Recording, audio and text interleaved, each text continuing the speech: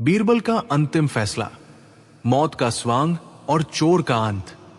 मुगल सल्तनत की राजधानी आगरा में उस दिन कोहराम मचा हुआ था। शहंशाह अकबर का सबसे कीमती और पुश्तैनी हीरा नूरे आगरा, जो उनके शाही हार का मुख्य हिस्सा था, गायब हो गया था।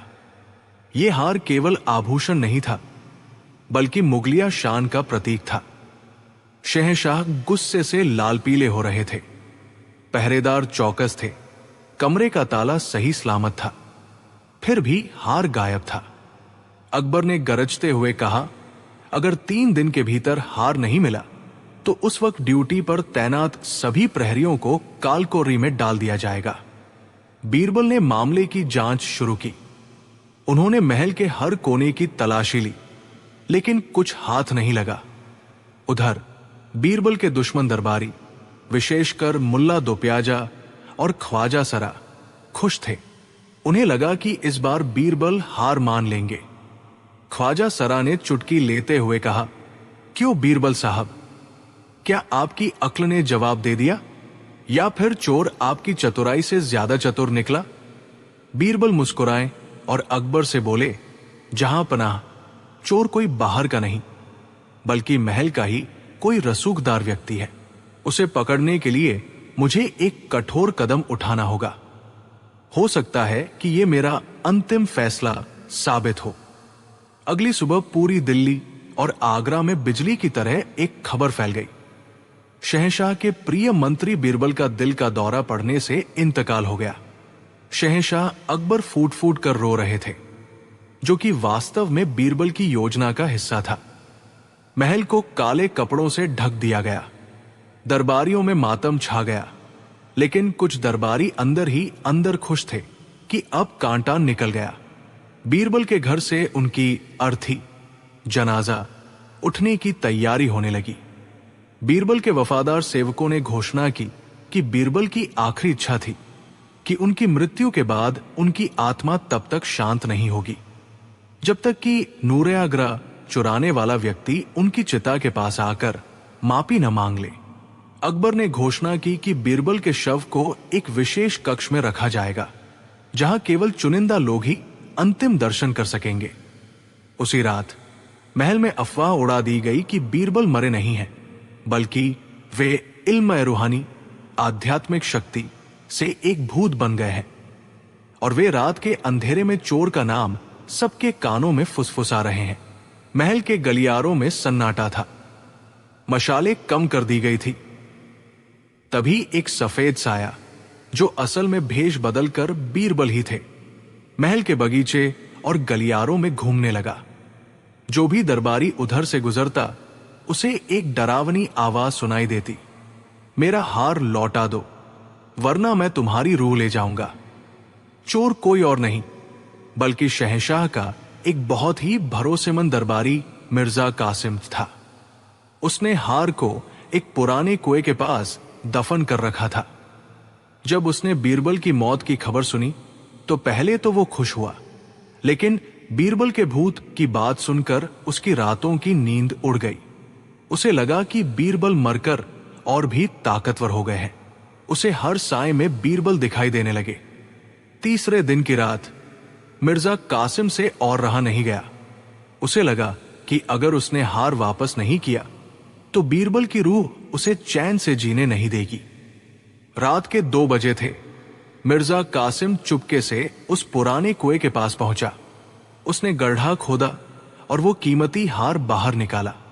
उसने सोचा कि वो इस हार को बीरबल के जनाजे के पास चुपचाप रख देगा, ताकि बीरबल की आत्मा को शांति मिल जाए और वह बच जाए। जैसे ही वो हार लेकर मुड़ा, उसके सामने एक लंबा सफेद साया खड़ा था। कासिम डर के मारे चिल्ला उठा, माफ कर दो बीरबल, ये रहा तुम्हारा हार, मुझे छोड़ दो। अचानक चारों तरफ मशालें जल उठीं। शहंशाह अकबर, सिपाही और खुद बीरबल सफेद कपड़े उतारकर उसके सामने खड़े थे। बीरबल मुस्कुराते हुए बोले, मिर्जा साहब, मुर्दे कभी बोला नहीं करते, लेकिन वे चोरों को बोलवा जरूर देते हैं। शहंशाह अकबर दंग रह गए। उन्होंने बीरबल को गले लगा लिया। बीरबल ने खुलासा किया कि उन्होंने अपनी मौत की झूठी अफवाह इसलिए फैलाई क्योंकि उन्हें पता था कि चोर कोई करीबी ही है। जहां पनाह, बीरबल ने कहा, अपराधी कितना भी शातिर क्यों न हो, उसका सबसे बड़ा दुश्मन उसका अपना डर और जमीर होता है। मैंने बस उसके डर को हवा दी। मुझे पता था कि मेरी मौत की खबर सुनकर चोर बेखौफ हो जाएगा और भूत की अफवाह सुनकर वो अपना गुनाह कबूल करने की कोशिश करेगा। मिर्जा कासिम को तुरंत गिरफ्तार कर लिया गया और उसे उम्र कैद की सजा सुनाई गई। अगले दिन जब दरबार लगा तो बीरबल को फिर से अपनी जगह पर देखकर ख्वाजा सरा और मुल्ला दुप्याजा के चेहरे पीले पड़ गए थे। अकबर ने हंसते हुए कहा, बीरबल, तुम तो मरकर भी वापस आ गए। अब इन दरबारियों का क्या होगा जो तुम्हारी मौत की मिठाइयां बांटने की सोच रहे थे? बीरबल ने चुटकी लेते हुए कहा, हुजूर, मैं तो बस जन्नत का मुआयना करने गया था, लेकिन वहां फरिश्तों ने कहा कि अभी आगरा के दरबार में बहुत से नमूने बाकी हैं, इसलिए वापस भेज दिया। पूरा दरबार ठहाकों से गूंज उठा। इस कहानी की शिक्षा, अपराध का डर। बुरा काम करने वाला व्यक्ति हमेशा अंदर से डरा हुआ होता है। उसे पकड़ने के लिए लाठी की नहीं, बल्कि सही मनोवैज्ञानिक चाल की जरूरत होती है। सच्चाई की जीत, झूठ के पैर नहीं होते। आप कुछ समय के लिए सच को छुपा सकते हैं, लेकिन वो किसी न किसी रूप में बाहर आ ही जाता है। बुद्धिमत्ता का सही प्रयोग। संकट के समय घबराने के बजाय ठंडे दिमाग से योजना बनाना ही सफलता की कुंजी है। पाप का घड़ा। जब पाप का घड़ा भर जाता है तो इंसान खुद ही अपनी बर्बादी का रास्ता चुन लेता है। मुल्ला दुप्याजा की चुनौती, बुद्धि, तर्क और शब्दों का महायुद्ध। मुगल सल्तनत के नवरत्नों में बीरबल शहंशाह अकबर के सबसे प्रिय थे। उनकी हाजिर जवाबी और बुद्धिमत्ता का कोई सानी नहीं था। लेकिन दरबार में एक और शख्सियत थी जो अपनी विद्वत्ता और फारसी भाषा के ज्ञान पर बहुत घमंड करती थी, मुल्ला दुप्याजा। मुल्ला दुप्याजा को हमेशा ये मलाल रहता था कि एक मामूली ब्राह्मण बीरबल शहंशाह के इतने करीब कैसे है। वो बीरबल को नीचा दिखाने का कोई मौका नहीं छोड़ता था। एक शाम महल के बगीचे में मुल्ला ने अपने करीबी दरबारियों के साथ एक योजना बनाई। उसने कहा, कल दरबार में मैं बीरबल को एक ऐसी बहस में फंसाऊंगा जहां उसकी लोक कथाएं और चुटकुले काम नहीं आएंगे। कल सिर्फ शुद्ध दर्शन, फिलॉसफी और तर्क की बात होगी। अगले दिन दरबार पूरी शानो शौकत से लगा था। अकबर अपने सिंहासन पर विराजमान थे। तभी मुल्ला दुप्याजा अपनी जगह से खड़े हुए और बोले, जहां अपना गुस्ताखी माफ हो, पर मुझे लगता है कि बीरबल की बुद्धिमानी केवल छोटी मोटी पहेलियों तक सीमित है। क्या वे मेरे साथ इल्म और हकीकत, ज्ञान और वास्तविकता के गंभीर विषयों पर शास्त्रार्थ बहस करने की हिम्मत रखते हैं? अकबर ने मुस्कुराते हुए बीरबल की ओर देखा। बीरबल भाम गए थे कि आज मुल्ला पूरी तैयारी के साथ आए हैं। बीरबल ने झुककर सलाम किया और कहा, आलम पनाह, मुल्ला साहब बड़े विद्वान हैं। उनकी चुनौती स्वीकार करना मेरे लिए सौभाग्य की बात होगी। फरमाइए मुल्ला साहब, क्या सवाल है आपका? 3, बहस का पहला दौर, सबसे बड़ा सच और सबसे बड़ा झूठ। मुल्ला दुप्याजा ने बड़े आत्मविश्वास के साथ पहला सवाल दागा। बीरबल, ये बताओ कि इस दुनिया में वो कौन सा सच है जिसे कोई झुठला नहीं सकता, और वो कौन सा झूठ है जिसे पूरी दुनिया सच मानकर जीती है? पूरे दरबार में सन्नाटा छा गया। दरबारी सोचने लगे कि बीरबल इसका क्या दार्शनिक जवाब देंगे। बीरबल ने एक पल का भी समय नहीं लिया और बोले, मुल्ला साहब, इस दुनिया का सबसे बड़ा सच मौत है, जिसे चाहकर भी कोई झुठला नहीं सकता, और सबसे बड़ा झूठ ये संसार और इसके रिश्ते हैं, जिन्हें इंसान स्थायी और सच मानकर पूरी जिंदगी गुजार देता है, जबकि अंत में सब यही छूट जाना है। अकबर ने वाहवाह कर बीरबल की पीठ थपथपाई। मुल्ला थोड़ा झेम गए, पर उन्होंने हार नहीं मानी। मुल्ला ने दूसरा सवाल पूछा, बीरबल, तुम कहते हो खुदा हर जगह है, तो फिर वो दिखता क्यों नहीं? और अगर वो दिखता नहीं तो हम कैसे माने कि वो शक्तिशाली है? मुझे कोई ऐसी चीज दिखाओ जो अदृश्य हो पर खुदा की तरह ताकतवर हो। बीरबल मुस्कुराए और उन्होंने एक दरबारी से एक बड़ा पंखा बीजना लाने को कहा। बीरबल ने उस पंखे से मुल्ला की ओर जोर जोर से हवा की। फिर बीरबल ने पूछा, मुल्ला साहब, क्या आपको कुछ महसूस हो रहा है? मुल्ला बोले, हां, हवा महसूस हो रही है। बीरबल ने पूछा, क्या वो हवा आपको दिख रही है? मुल्ला ने झुंझलाकर कहा, नहीं, हवा दिखती नहीं है। बीरबल ने तपाक से कहा, यही आपके सवाल का जवाब है। जिस तरह हवा दिखती नहीं पर वो पेड़ों को उखाड़ सकती है और आपको ठंडक दे सकती है, ठीक उसी तरह खुदा दिखता नहीं, पर उसकी ताकत इस कायनात के हर जर्रे में मौजूद है। शहंशाह अकबर बीरबल की इस सादगी भरी मिसाल से बेहद खुश हुए। मुल्ला दोप्याजा अब चिढ़ चुके थे। उन्होंने सोचा कि अब इसे शब्दों के जाल में फंसाता हूं। उन्होंने पूछा, अच्छा बीरबल, ये बताओ कि अक्ल, बुद्धि का रंग क्या है और उसका वजन कितना है? दरबारी कानाफूसी करने लगे। ये कैसा सवाल है? बुद्धि को कैसे तोला जा सकता है? बीरबल ने कुछ सोचा और बोले, मुल्ला साहब, इसका जवाब देने के लिए मुझे आपकी मदद चाहिए होगी। आप जरा मेरे पास आइए। मुल्ला बीरबल के पास गए। बीरबल ने मुल्ला के कान में कुछ कहा और फिर अचानक जोर जोर से हंसने लगे। अकबर ने पूछा, क्या हुआ बीरबल, तुम हंस क्यों रहे हो? बीरबल बोले, जहां पनाह, मुल्ला साहब कह रहे हैं कि इनके पास बहुत अक्ल है। मैंने इनसे कहा कि अपनी थोड़ी अक्ल मुझे दे दीजिए ताकि मैं उसे तौल सकूं और उसका रंग देख सकूं। पर मुल्ला साहब कह रहे हैं कि उनकी अक्ल शर्म से लाल हो गई है और उसका वजन अहंकार के कारण इतना भारी हो गया है कि वे उसे बाहर नहीं निकाल पा रहे। दरबार ठहाकों से गूंज उठा। मुल्ला दोप्याजा शर्मिंदा होकर अपनी जगह बैठ गए। अब बीरबल की बारी थी। उन्होंने विनम्रता से कहा, मुल्ला साहब, आपने मुझसे बहुत सवाल पूछे, अब एक छोटा सा सवाल मेरा भी है। यदि आपने जवाब दे दिया तो मैं हार मान लूंगा। मुल्ला ने सीना तान कर कहा, पूछो। बीरबल ने पूछा, मुल्ला साहब, ये बताइए कि वो कौन सी चीज है जिसे शहंशाह अकबर देख सकते हैं? आप देख सकते हैं, पूरी दुनिया देख सकती है, लेकिन खुदा, ईश्वर कभी नहीं देख सकता। मुल्ला सोच में पड़ गए। उन्होंने कुरान, हदीस और सारी फारसी किताबें अपने दिमाग में छान मारी, पर उन्हें ऐसा कुछ नहीं मिला जो खुदा न देख सके। वे बोले, ये नामुमकिन है। खुदा सब कुछ देख सकता है। वो अलीम, सब कुछ जानने वाला, और बसीर, सब कुछ देखने वाला है। अकबर भी सोच में पड़ गए। उन्होंने कहा, बीरबल, क्या तुम खुदा की तौहीन, अपमान कर रहे हो? क्या वाकई ऐसी कोई चीज है? बीरबल ने कहा, हाँ जहांपनाह, और वह चीज है बंटवारा, डिवीजन और दुख। खुदा की नजर में हम सब एक हैं। वो हमें फर्क या बंटवारा नहीं देख सकता क्योंकि उसके लिए पूरी सृष्टि एक है।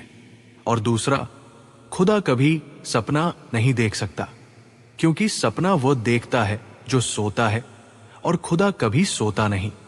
लेकिन फिर बीरबल ने एक और मजेदार जवाब दिया, हुजूर, इसका एक और आसान जवाब है। खुदा कभी अपनी बराबरी का दूसरा खुदा नहीं देख सकता क्योंकि वो अहद, एक है। उसके जैसा दूसरा कोई है ही नहीं। मुल्ला दोप्याजा बीरबल के चरणों में तो नहीं गिरे, पर उन्होंने हाथ जोड़कर स्वीकार किया कि बीरबल की बुद्धिमानी केवल चुटकुलों तक सीमित नहीं है, बल्कि वे जीवन के गूढ़ रहस्यों के भी ज्ञाता है। शहंशाह अकबर ने बीरबल को मोतियों का हार भेंट किया और मुल्ला को सलाह दी कि ईर्ष्या छोड़कर विद्वत्ता का सम्मान करना सीखें। इस कहानी की चटपटी और गहरी शिक्षा, बुद्धि बनाम किताबी ज्ञान, केवल किताबें पढ़ लेने से कोई बुद्धिमान नहीं होता। असली बुद्धि वो है जो सही समय पर सही तर्क का इस्तेमाल करना जानती हो। मुल्ला के पास इल्म था, पर बीरबल के पास हिकमत थी। जब इंसान अपने ज्ञान पर घमंड करने लगता है तो उसकी बुद्धि कुंठित हो जाती है। मुल्ला का अहंकार ही उनकी हार का कारण बना। विनम्रता की जीत। बीरबल ने कभी अपनी बुद्धिमानी का ढोल नहीं पीटा। उन्होंने हमेशा शांति और धैर्य से जवाब दिया। विनम्रता सबसे बड़ा हथियार है। दृष्टिकोण का महत्व। बीरबल ने दिखाया कि ईश्वर या सत्य को देखने के लिए चश्मे की नहीं, बल्कि सही नजरिए की जरूरत होती है। यह कहानी हमें सिखाती है कि बहस जीतने के लिए चिल्लाना जरूरी नहीं है, बल्कि शांत रहकर हवा का वजन। जब बीरबल ने अदृश्य को तोला, मुगल सल्तनत के सुनहरे दौर में आगरा का किला अपनी भव्यता के लिए जाना जाता था। एक दोपहर सम्राट अकबर अपने खास दीवान खास में बैठे थे। बाहर तेज हवा चल रही थी, जिससे खिड़कियों के पर्दे लहरा रहे थे। अकबर गौर से उन पर्दों को देख रहे थे। अचानक उनके मन में एक अजीब सा सवाल उठा। उन्होंने अपने पास बैठे मंत्रियों की ओर देखा और पूछा, दरबारियों, क्या आपने कभी सोचा है कि हम दुनिया की हर चीज को तौल सकते हैं? हम सोना तौलते हैं, अनाज तौलते हैं, यहां तक कि हमने हाथियों को भी तौलने का तरीका निकाल लिया है। लेकिन क्या कोई इस बहती हुई हवा का वजन बता सकता है? क्या हवा को तौला जा सकता है? ये सवाल सुनकर दरबार में सन्नाटा छा गया। दरबारी एक दूसरे का मुंह ताकने लगे। एक दरबारी ने झिझकते हुए कहा, जपना, हवा तो रूह की तरह होती है। इसे न पकड़ा जा सकता है, न देखा जा सकता है।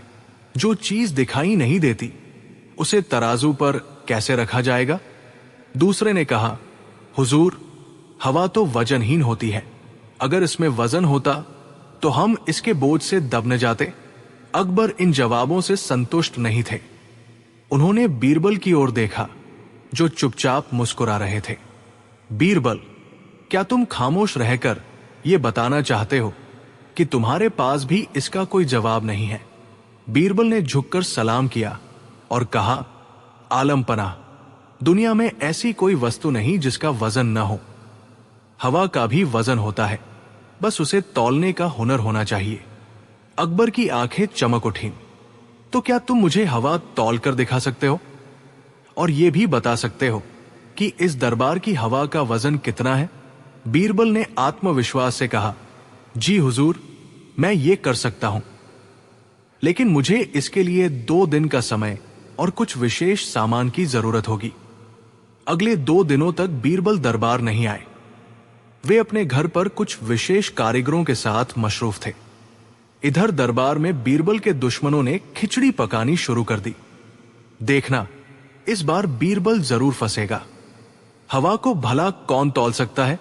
वो जरूर कोई जादुई कहानी सुनाकर जान छुड़ाने की कोशिश करेगा। एक मंत्री ने फुसफुसाते हुए कहा। अकबर भी उत्सुक थे। उन्होंने मन ही मन सोचा कि बीरबल आखिर ऐसा क्या करेंगे कि हवा जैसी अदृश्य चीज का वजन पता चल जाए। तीसरे दिन बीरबल दरबार में हाजिर हुए। उनके पीछे 4 मजदूर 2 बड़े बड़े चमड़े के थैले, मशक, लेकर आ रहे थे। ये थैले काफी बड़े थे और कारीगरी से बनाए गए थे। साथ में बीरबल एक बहुत ही संवेदनशील और बड़ा तराजू भी लाए थे। बीरबल ने अकबर से कहा, जपना, अब मैं आपके सामने हवा का वजन साबित करूंगा। सबसे पहले बीरबल ने दोनों खाली चमड़े के थैलों को तराजू के दोनों पलड़ों पर रखा। तराजू बिल्कुल बराबर था। बीरबल ने दरबारियों को बुलाकर दिखाया कि दोनों पलड़े एक ही स्तर पर हैं। बीरबल ने कहा, हुजूर, अभी इन दोनों थैलों के अंदर की हवा बाहर की हवा के बराबर है, इसलिए इनका वजन समान है। अब बीरबल ने अपने कारीगरों को इशारा किया। उन्होंने एक बड़े धौंकनी, बेलों की मदद से एक थैले के अंदर पूरी ताकत से हवा भरनी शुरू की और उसे कसकर बांध दिया। वो थैला अब फूलकर एक बड़े गुब्बारे जैसा हो गया था। दूसरा थैला अभी भी खाली, पिचका हुआ था बीरबल ने फिर से दोनों थैलों को तराजू पर रखा। जैसे ही थैले रखे गए, पूरा दरबार हैरान रह गया। जिस थैले में हवा भरी गई थी, उस वाला पलड़ा धीरे धीरे नीचे झुक गया। बीरबल ने मुस्कुराते हुए कहा, देखिए जपना, ये झुका हुआ पलड़ा चीख चीख कर कह रहा है कि इसके अंदर जो हवा भरी गई है उसका अपना एक निश्चित वजन है। खाली थैले के मुकाबले भरे हुए थैले का वजन ज्यादा है। अकबर बीरबल के इस तार्किक प्रदर्शन से प्रभावित तो हुए, लेकिन उनके मन में एक और शरारत सूझी। उन्होंने कहा, बीरबल, ये तो तुमने साबित कर दिया कि हवा में वजन होता है, लेकिन मेरा सवाल यह था कि इस दरबार की हवा का वजन कितना है? क्या तुम मुझे कोई आंकड़ा दे सकते हो? दरबारी फिर से खुश हो गए। उन्हें लगा कि अब बीरबल फंसेंगे। महल की हवा को कैसे मापा जा सकता है? बीरबल जरा भी विचलित नहीं हुए। उन्होंने अपनी आंखें बंद की, जैसे कोई बहुत बड़ा गणित लगा रहे हों। कुछ मिनटों के बाद उन्होंने अपनी आंखें खोली और कहा, जपना, मैंने गणना पूरी कर ली है। इस महल के दीवान ए खास की हवा का कुल वजन 1194 मन है। नोट, मन उस समय का एक वजन का पैमाना था। अकबर चौंक गए। इतना सटीक आंकड़ा?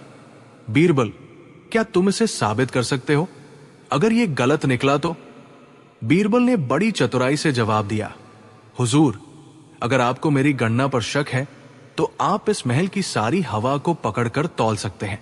अगर रत्ती भर भी फर्क निकला तो मैं कड़ी सजा भुगतने को तैयार हूं। अकबर जोर से हंसने लगे। बीरबल, तुम भी कमाल करते हो। हवा को पकड़ना तो नामुमकिन है। बीरबल ने कहा, ठीक वैसे ही हुजूर, जैसे बिना पकड़े हवा को तौलना नामुमकिन है, लेकिन विज्ञान और तर्क कहता है कि हवा स्थान घेरती है, और जिसमें स्थान घेरने की क्षमता है उसमें भार, वजन अवश्य होता है। मैंने बस उसी सिद्धांत का उपयोग किया।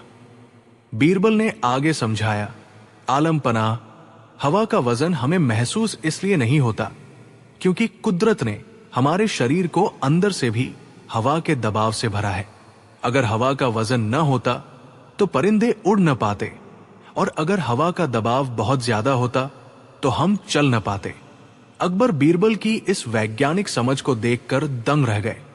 उन्होंने बीरबल को गले लगा लिया और उन्हें स्वर्ण मुद्राओं से भरी एक थैली इनाम में दी।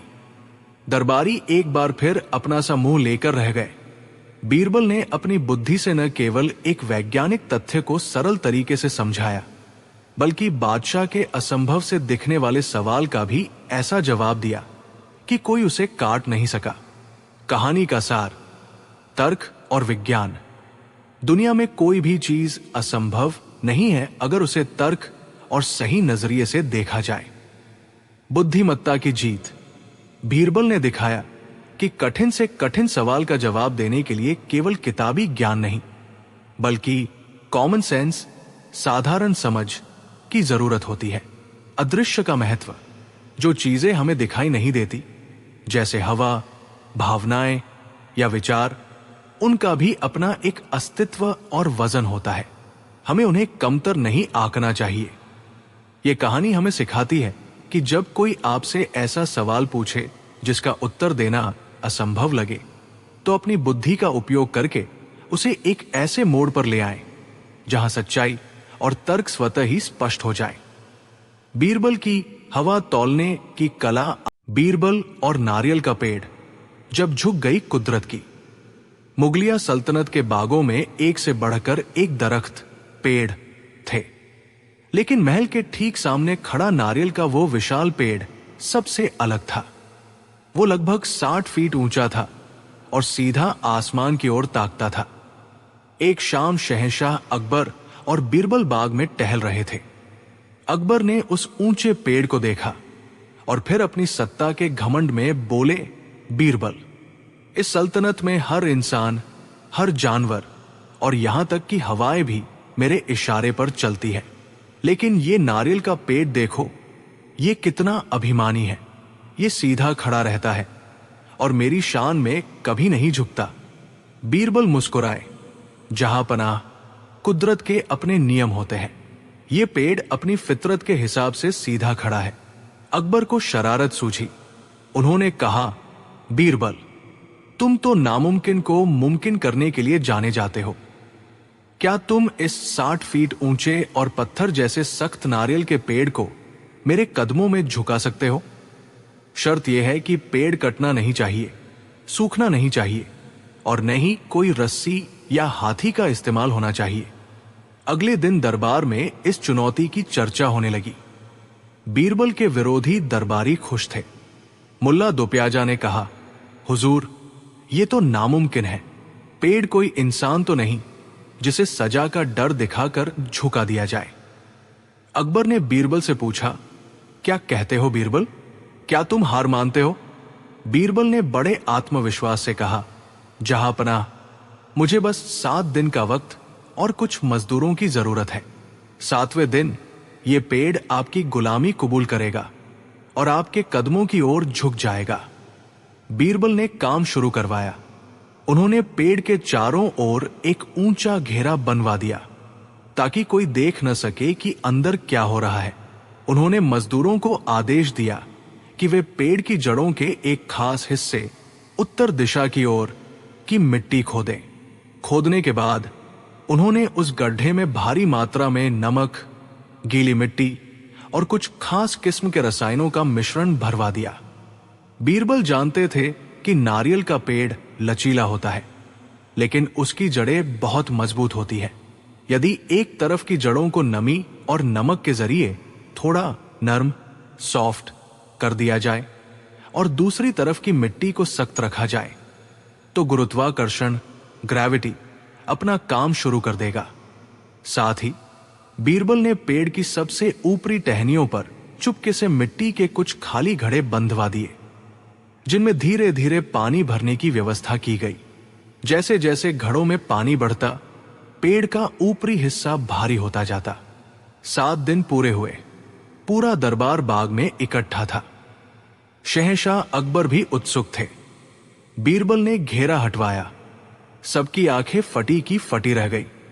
वो पेड़ जो 7 दिन पहले सीधा आसमान चूम रहा था, अब करीब 30 डिग्री के कोण पर शहंशाह के महल की सीढ़ियों की तरफ झुका हुआ था। ऐसा लग रहा था मानो वो पेड़ शहंशाह को सलाम कर रहा हो। अकबर हैरान रह गए। उन्होंने पूछा, बीरबल, ये चमत्कार तुमने कैसे किया? क्या तुमने इस पर कोई जादू कर दिया? बीरबल ने सिर झुकाकर कहा, नहीं जहांपनाह, ये कोई जादू नहीं, बस सही दिशा में सही दबाव का नतीजा है। बीरबल ने विस्तार से समझाया, हुजूर, मैंने इस पेड़ की एक तरफ की जड़ों को नमक और पानी से थोड़ा कमजोर, नरम कर दिया। इसके बाद ऊपरी हिस्से पर बोझ बढ़ा दिया। जब जड़ें अपनी पकड़ छोड़ने लगी और वजन बढ़ने लगा, तो कुदरत के नियम के अनुसार पेड़ उसी दिशा में झुक गया जहां उसे जगह मिली। अकबर ने तारीफ की, अद्भुत, तुमने तो बेजान लकड़ी को भी अदब सिखा दिया। लेकिन बीरबल यहां रुके नहीं। उन्होंने इस मौके का फायदा उठाकर अकबर को एक बड़ी सीख दी। बीरबल बोले, जहांपनाह, ये पेड़ तो झुक गया, लेकिन याद रखिएगा, जो बहुत ज्यादा झुक जाते हैं उनकी जड़ें अक्सर कमजोर हो चुकी होती हैं, और जो कभी नहीं झुकते वे तूफान में टूट जाते हैं। एक राजा के लिए वही प्रजा सबसे अच्छी है जो सम्मान में झुके, डर में नहीं। तभी मुल्ला दोप्याजा ने बीच में टोकते हुए कहा, लेकिन बीरबल, अब तो ये पेड़ हमेशा के लिए टेढ़ा हो गया। ये तो बाग की खूबसूरती खराब कर रहा है। बीरबल हंसे और बोले, मुल्ला साहब, फिक्र न करें, मैंने दूसरी तरफ की जड़ों के लिए भी इंतजाम कर रखा है। जैसे ही शहंशाह का दिल भर जाएगा, हम दूसरी तरफ की मिट्टी को उपचारित करेंगे और ये पेड़ फिर से सीधा हो जाएगा। अक्ल केवल झुकाना नहीं, बल्कि जरूरत पड़ने पर वापस खड़ा करना भी जानती है। अकबर बीरबल की इस हाजिर जवाबी और वैज्ञानिक सोच से इतने प्रसन्न हुए कि उन्होंने बीरबल को 1000 स्वर्ण मुद्राएं और वो बाग इनाम में दे दिया। कहानी की शिक्षा, असंभव कुछ भी नहीं। अगर सही तकनीक, धैर्य और बुद्धि का इस्तेमाल किया जाए तो प्रकृति की सबसे कठिन चुनौतियों को भी हल किया जा सकता है।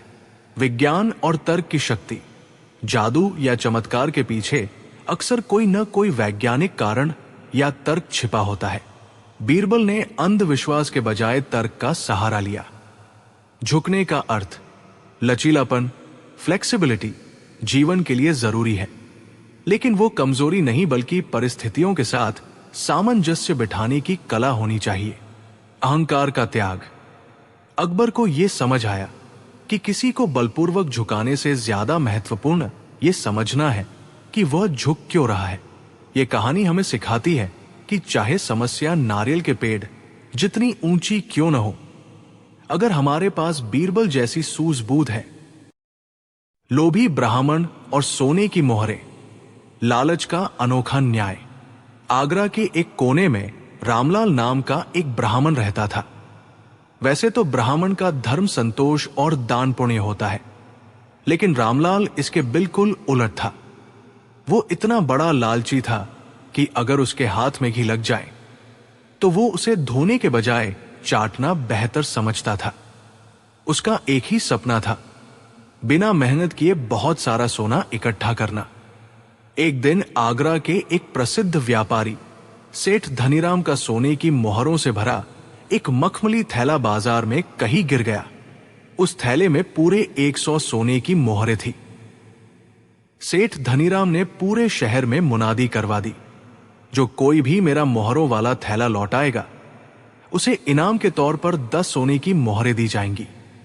संयोग से वो थैला रामलाल ब्राह्मण को मिला। थैले का वजन और मोहरों की खनक देखकर उसकी आंखों में चमक आ गई। उसने थैला खोलकर गिना, पूरे 100 सिक्के। रामलाल के मन में लालच जाग उठा। उसने सोचा, अगर मैं इसे वापस कर दूं तो मुझे सिर्फ 10 सिक्के मिलेंगे, लेकिन अगर मैं कुछ ऐसी चाल चलूं कि मुझे सारे के सारे सिक्के मिल जाएं, या कम से कम इनाम से ज्यादा मिले तो कितना अच्छा हो। वो थैला लेकर सेठ धनीराम के घर पहुंचा। सेठ अपना थैला देखकर निहाल हो गया। उसने रामलाल का शुक्रिया अदा किया और वादे के मुताबिक थैला खोलकर उसमें से 10 मोहरें निकालने लगा ताकि रामलाल को इनाम दे सके। तभी रामलाल के भीतर का लालच जोर मारने लगा। उसने झट से सेठ का हाथ पकड़ा और चिल्लाकर बोला, अरे सेठ जी, ये क्या कर रहे हैं? इस थैले में तो 110 मोहरें थी। आपने पहले ही इसमें से 10 मोहरें निकाल ली हैं और अब मुझे बेवकूफ बना रहे हैं। मुझे मेरी 10 मोहरें और वापस दीजिए, वरना मैं अभी शहंशाह के पास जाऊंगा। बेचारा सेठ हक्का बक्का रह गया। उसने कसम खाई कि थैले में केवल 100 ही मोहरें थी, लेकिन रामलाल अपनी बात पर अड़ा रहा। मामला बढ़ते बढ़ते शहंशाह अकबर के दरबार में पहुंच गया। अकबर ने दोनों की बातें सुनी।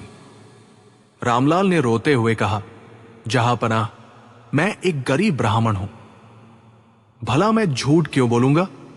इस थैले में 110 मोहरें थी। सेठ ने चोरी छिपे 10 मोहरें निकाल ली है। अकबर उलझन में पड़ गए। उन्हें सेठ धनीराम की ईमानदारी पर भरोसा था, लेकिन रामलाल ब्राह्मण था और उस समय ब्राह्मण की बात को झुठलाना समाज में अच्छा नहीं माना जाता था। अकबर ने बीरबल की ओर देखा और कहा, बीरबल, अब तुम ही इस गुत्थी को सुलझाओ। बीरबल समझ गए कि दाल में कुछ काला है। उन्होंने रामलाल के चेहरे के हाव भाव देखे। रामलाल की आंखें बार बार सोने के थैले पर टिक रही थी, जो लालच का साफ संकेत था। बीरबल ने मुस्कुराते हुए कहा, जहांपनाह, मामला बहुत सीधा है। रामलाल जी, क्या आप कसम खाकर कहते हैं कि आपके द्वारा पाए गए थैले में 110 मोहरें थी? रामलाल ने सोचा कि बीरबल उसकी मदद कर रहे हैं। वो उत्साह में बोला, जी हां बीरबल साहब, पूरे 110 सिक्के, एक भी कम नहीं। फिर बीरबल ने सेठ से पूछा, सेठ जी, आप बताइए कि आपने जो थैला खोया था उसमें कितनी मोहरें थी? सेठ ने हाथ जोड़कर कहा, हुजूर, मुझ पर भरोसा रखें, उसमें केवल 100 ही मोहरें थी। बीरबल ने अचानक गंभीर होकर अपना फैसला सुनाया। उन्होंने कहा, जहां पनाह, अब स्थिति पूरी तरह साफ है। रामलाल जी कह रहे हैं कि उन्हें जो थैला मिला उसमें 110 मोहरें थी, जबकि सेठ जी कह रहे हैं कि उनका जो थैला खोया था उसमें 100 मोहरें थी। इसका सीधा सा मतलब यह है कि यह थैला सेठ जी का है ही नहीं। पूरे दरबार में सन्नाटा छा गया। रामलाल का चेहरा फक पड़ गया।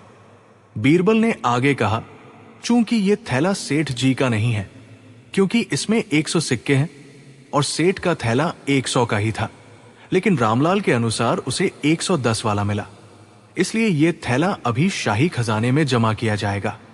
सेठ जी, आप अपना 100 सिक्कों वाला थैला ढूंढना जारी रखें, और रामलाल जी, आप भी अपना 110 सिक्कों वाला थैला तलाशें, क्योंकि ये तो वो थैला नहीं है जिसे आप ढूंढ रहे थे। रामलाल के पैरों तले जमीन खिसक गई।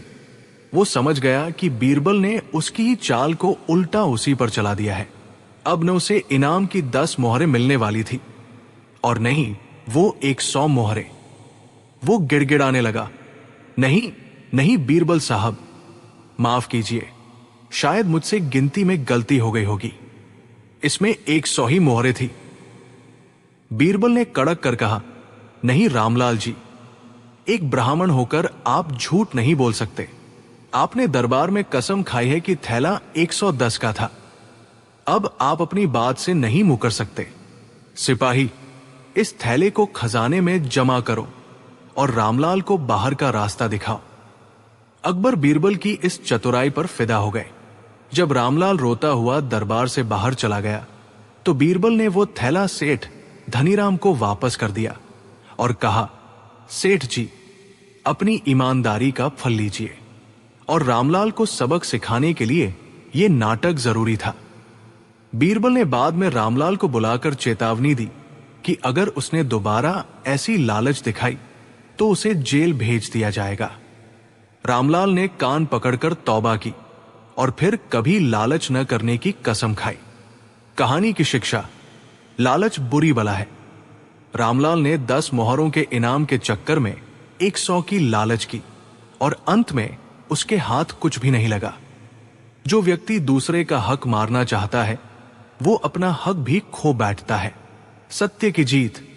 झूठ की बुनियाद बहुत कमजोर होती है। बीरबल ने दिखाया कि झूठ को अगर तार्किक रूप से परखा जाए तो वो खुद ही अपना गला घोंट लेता है। बुद्धिमत्ता का प्रयोग। हर समस्या का समाधान बल से नहीं बल्कि बुद्धि और विवेक से किया जा सकता है। बीरबल ने रामलाल के ही शब्दों को उसके खिलाफ हथियार बनाकर इस्तेमाल किया। ईमानदारी का पुरस्कार। अंत में जीत सेठ धनीराम की हुई, क्योंकि वो अपनी बात पर सच्चा था। ये चटपटी कहानी हमें सिखाती है कि जीवन में हमें जो मिल रहा है उसमें संतुष्ट रहना चाहिए। आधी छोड़ सारी को धावे, आधी मिले न सारी पावे। अर्थात जो अकबर का अजीब इनाम और बीरबल की चालाकी। एक दिन मुगल सल्तनत की राजधानी आगरा में दीवान-ए-आम असाधारण रूप से सजा हुआ था। संगमरमर के फर्श पर चमकते दीप, रेशमी पर्दे और सुगंधित अगरबत्तियों से पूरा दरबार महक रहा था। लेकिन इस भव्यता के पीछे एक अजीब सी बेचैनी छिपी थी। कारण था शहंशाह अकबर के मन में उठी एक अनोखी शरारत। अकबर सिंहासन पर बैठे थे, लेकिन आज उनके चेहरे पर वही परिचित मुस्कान थी जो किसी नई परीक्षा का संकेत देती थी। उन्होंने धीरे से बीरबल की ओर देखा। बीरबल, अकबर बोले, आज हम अपने दरबार को एक ऐसा इनाम देना चाहते हैं जैसा न पहले कभी दिया गया हो। बीरबल मुस्कुराए। जहां पनाह, जब इनाम अजीब हो तो परीक्षा और भी रोचक हो जाती है। अकबर हंस पड़े। अकबर ने दरबारियों की ओर देखकर ऊंचे स्वर में कहा, आज हम ये घोषणा करते हैं कि जो व्यक्ति आज हमारे दरबार में सबसे बुद्धिमानी भरा काम करेगा उसे मिलेगा हमारा विशेष इनाम। दरबार में हलचल मच गई। मंत्री, विद्वान, व्यापारी सब एक दूसरे की ओर देखने लगे। तभी अकबर ने जोड़ा, इनाम होगा राजकीय सम्मान के साथ वो वस्तु जिसे पाकर कोई भी व्यक्ति पहले खुश हो। लेकिन बाद में पछताए। पूरा दरबार सन्न। एक मंत्री फुसफुसाया, इनाम ऐसा भी हो सकता है। दूसरा बोला, खुशी और पछतावा एक साथ। बीरबल चुप थे। वे अकबर के चेहरे को ध्यान से पढ़ रहे थे। पहले एक अमीर व्यापारी आगे आया। उसने कहा, जहांपनाह, अगर मुझे इनाम में सोने की 100 ऊंटगाड़ियां मिले तो मैं खुश भी होऊंगा और बाद में कर चुकाने में पछताऊंगा। अकबर ने हाथ हिलाकर मना कर दिया, नहीं, ये चालाकी है, बुद्धि नहीं। फिर एक विद्वान आया, मुझे इतनी किताबें दे दीजिए कि पढ़ते पढ़ते पछतावा हो। अकबर मुस्कुराए, ये थकान है, बुद्धि नहीं। एक मंत्री बोला, मुझे बड़ा पद दे दीजिए, काम ज्यादा होगा तो पछतावा होगा। अकबर ने हंसते हुए कहा, यह लालच है। दरबार में निराशा छा गई। बीरबल अभी तक खामोश थे। वे सोच रहे थे, अकबर इनाम नहीं, सोच की परीक्षा ले रहे हैं। ये इनाम नहीं, एक आईना है। बीरबल ने दरबार से बाहर जाने की अनुमति मांगी। अकबर ने अनुमति दे दी। बीरबल शहर में, बीरबल बाजारों, गलियों और चौपालों में घूमे। उन्होंने लोगों को खुश होकर पछताते देखा। कोई सस्ता सौदा कर खुशी मनाता, फिर घटिया माल देखकर पछताता। कोई बड़ा पद पाकर खुश, फिर जिम्मेदारियों से परेशान। कोई इनाम जीतकर खुश, फिर ईर्ष्या से घिरा। बीरबल मुस्कुराए, समझ गया। अगले दिन दरबार फिर सजा। अकबर उत्सुक थे। बीरबल, क्या तुमने हमारे अजीब इनाम का उत्तर ढूंढ लिया? बीरबल ने सिर झुकाकर कहा, जहांपनाह, बिल्कुल। पूरा दरबार सन्न हो गया। बीरबल बोले, जहांपनाह, आपने कहा था, ऐसा इनाम जो पहले खुशी दे और बाद में पछतावा। बीरबल ने एक कदम आगे बढ़कर कहा, मुझे इनाम में बिना शर्त सलाह देने का अधिकार दे दीजिए। पूरा दरबार चौंक पड़ा। अकबर ने भौहें चढ़ाई, यह कैसा इनाम हुआ? बीरबल मुस्कुराए, जहांपनाह, अभी सुनिए।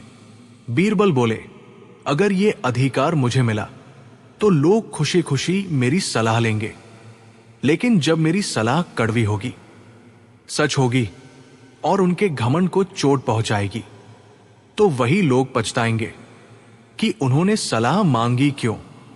पूरा दरबार सन्न।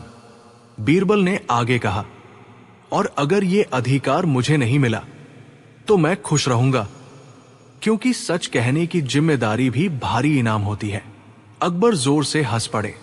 उन्होंने सिंहासन से उठकर कहा, बीरबल, तुमने साबित कर दिया कि सबसे अजीब इनाम वही होता है जो इंसान को आईना दिखा दे। अकबर ने घोषणा की, आज से बीरबल को यह अधिकार दिया जाता है कि वे बिना डरे, बिना रुके सच बोल सके। दरबार तालियों से गूंज उठा। अकबर ने दरबारियों की ओर देखकर कहा, याद रखो, इनाम अगर समझ न बढ़ाए तो वो बोझ बन जाता है। नैतिक शिक्षा, मोरल, सच्चा इनाम वही है जो हमें खुश करने के साथ साथ हम। दरबार में आया जादूगर और बीरबल की असली जादूगरी। मुगल सम्राट अकबर का दरबार अपनी शानो शौकत और न्याय के लिए विश्व विख्यात था। एक सुबह जब दरबार पूरी तरह सजा हुआ था और राज्य के गंभीर मुद्दों पर चर्चा चल रही थी, तभी द्वारपाल ने सूचना दी कि दक्षिण भारत से एक महान जादूगर चंद्रभान पधारा है। सम्राट अकबर को कला और कौतुक का बड़ा शौक था। उन्होंने तुरंत उसे भीतर बुलाने का आदेश दिया। जादूगर चंद्रभान ने दरबार में प्रवेश किया। उसका पहनावा अत्यंत विचित्र और प्रभावशाली था। उसने रेशमी काला लबादा पहना था जिस पर चांदी के सितारे जड़े थे। आंखों में गहरा सुरमा था और उसके हाथ में हाथी दांत की एक छड़ी थी। उसने झुककर सम्राट को सलाम किया और बड़े आत्मविश्वास से बोला, आलमपना, मैंने सुना है कि आपके दरबार में दुनिया के सबसे बुद्धिमान लोग बैठते हैं। मैं एक जादूगर हूं और मैंने अपनी कला से बड़े बड़े राजाओं को दांतों तले उंगली दबाने पर मजबूर कर दिया है। मैं यहां अपनी करामात दिखाने आया हूं। अकबर मुस्कुराए और बोले, स्वागत है तुम्हारा चंद्रभान। दिखाओ अपनी कला, देखे तुम्हारी जादूगरी में कितना दम है। जादूगर ने अपना झोला खोला और एक एक करके हैरतंगेज करतब दिखाने शुरू किए। उसने एक खाली कटोरे में थोड़ा पानी डाला और मंत्र फूंका। देखते ही देखते वो पानी लाल अंगारे की तरह दहकने लगा, लेकिन कटोरा बिल्कुल ठंडा था। उसने अपनी छड़ी हवा में घुमाई और हवा से ताजे मोगरे के फूलों की वर्षा होने लगी, जिससे पूरा दरबार महक उठा। सबसे चकित करने वाला करतब तब हुआ जब उसने एक छोटे से कपड़े के नीचे एक कबूतर रखा और उसे गायब कर दिया। पलक झपकते ही वो कबूतर बादशाह अकबर के सिंहासन के पीछे से उड़ता हुआ निकला। पूरा दरबार तालियों की गड़गड़ाहट से गूंज उठा। दरबारी मंत्रमुग्ध थे। अकबर भी बहुत प्रसन्न हुए। जादूगर की हिम्मत बढ़ गई। उसने बीरबल की ओर तिरछी नजरों से देखा, जो शांत भाव से ये सब देख रहे थे। जादूगर बोला, जपना, ये तो महज आंखों का धोखा था। अब मैं अपनी महान शक्ति का प्रदर्शन करूंगा। मैं किसी भी व्यक्ति के मन की बात पढ़ सकता हूं और बिना छुए उसे हवा में उठा सकता हूं। जादूगर चंद्रभान ने बीरबल की ओर इशारा करते हुए कहा, हुजूर, मैंने सुना है कि बीरबल साहब बहुत अक्लमंद है। क्या वे मेरी रूहानी ताकतों का मुकाबला कर सकते हैं? क्या वे कोई ऐसा जादू दिखा सकते हैं जो मेरी कला से बड़ा हो? अकबर ने बीरबल की ओर देखा। बीरबल अपनी जगह से उठे और बोले, आलम पनाह, चंद्रभान जी एक कुशल कलाकार है। इनका हाथ बहुत साफ है, लेकिन जिसे ये जादू कह रहे हैं वो केवल हाथों की सफाई और नजर का धोखा है। असली जादूगरी तो कुछ और ही होती है। जादूगर ने चिढ़कर कहा, अरे बीरबल, अगर ये नजर का धोखा है तो तुम ही कोई ऐसा जादू करके दिखाओ जिसे मैं न काट सकूं। अगर तुम हार गए तो तुम्हें मानना होगा कि अक्ल से बड़ी जादूगरी होती है। बीरबल ने मुस्कुराते हुए चुनौती स्वीकार कर ली।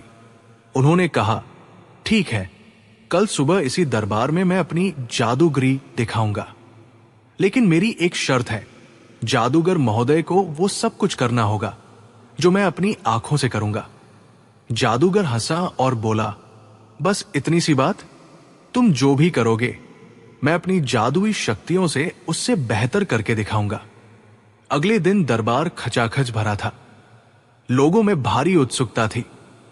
हर कोई ये देखना चाहता था कि बीरबल, जो हमेशा अपनी अक्ल का इस्तेमाल करते हैं, आज कौन सा जादू दिखाएंगे। बीरबल दरबार के बीचों बीच आए। उनके हाथ में एक छोटी सी मखमली पोटली थी। उन्होंने अकबर से अनुमति ली और जादूगर चंद्रभान को अपने पास बुलाया। बीरबल ने कहा, जादूगर जी, याद है ना हमारी शर्त? मैं जो अपनी आंखों से करूंगा वही आपको भी करना होगा। जादूगर ने सीना तान कर कहा, बिल्कुल, शुरू करो। बीरबल ने अपनी पोटली खोली। उसमें से पिसी हुई लाल मिर्च का पाउडर निकला। दरबार में सन्नाटा छा गया। सब सोचने लगे कि बीरबल इस मिर्च से क्या करने वाले हैं। बीरबल ने अपनी एक आंख बंद की और उस बंद आंख पर मिर्च का पाउडर ढेर सारा लगा लिया। फिर उन्होंने अपनी दूसरी आंख, जो खुली थी, को जादूगर को दिखाते हुए कहा, देखिए, मैंने अपनी एक आंख बंद करके उस पर मिर्च छिड़क ली है। अब मैं अपनी खुली आंख से दरबार देख रहा हूं और मुझे कोई दर्द नहीं हो रहा। अब आपकी बारी है। आप भी अपनी एक आंख बंद कीजिए और उस पर मिर्च डालिए और फिर मेरी तरह अपनी खुली आंख से दरबार को देखकर मुस्कुराइए। पूरा दरबार हक्का बक्का रह गया। जादूगर चंद्रभान के पसीने छूट गए। बीरबल ने अपनी आंख बंद करके उसके ऊपर मिर्च रखी थी, इसलिए वो मिर्च आंखों के अंदर नहीं गई। लेकिन जादूगर को तो लगा था कि बीरबल ने अपनी आंखों में मिर्च डाली है। शर्त के मुताबिक जादूगर को भी वही करना था, लेकिन उसे डर था कि अगर मिर्च जरा भी आंख के अंदर चली गई तो उसकी आंखें जलकर खाक हो जाएंगी और उसकी चीखें निकल जाएंगी। वो कांपने लगा। बीरबल ने अपनी बंद आंख से मिर्च झाड़ी, उसे पानी से धोया और पूरी तरह स्वस्थ होकर खड़े हो गए। उन्होंने कहा, क्या हुआ जादूगर जी?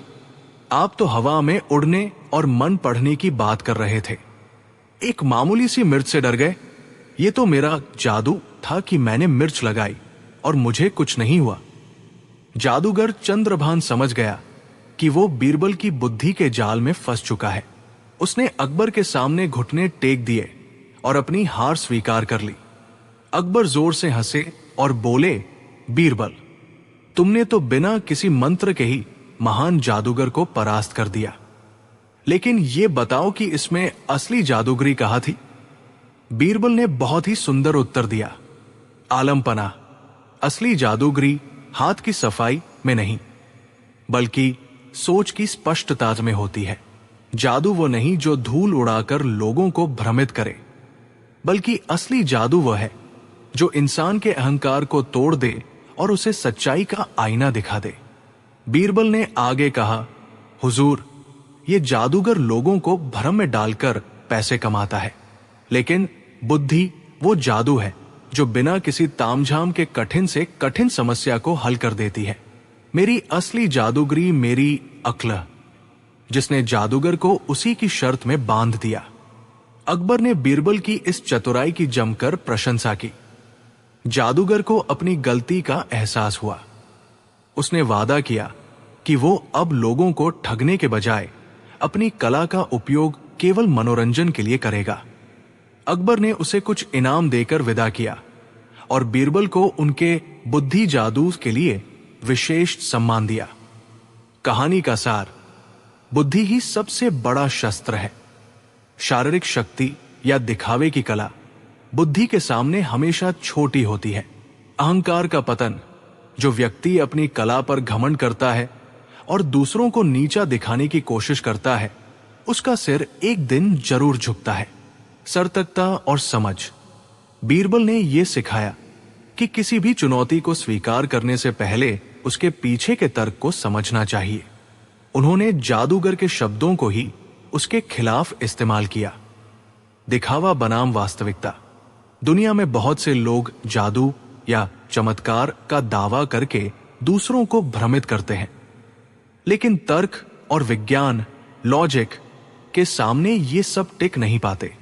ये मस्तकहानी हमें सिखाती है कि जीवन में कितनी भी बड़ी बाधा क्यों ना आए, अगर हम ठंडे दिमाग और चतुराई से काम लें तो हम किसी भी जादूगर समस्या को मात दे सकते हैं।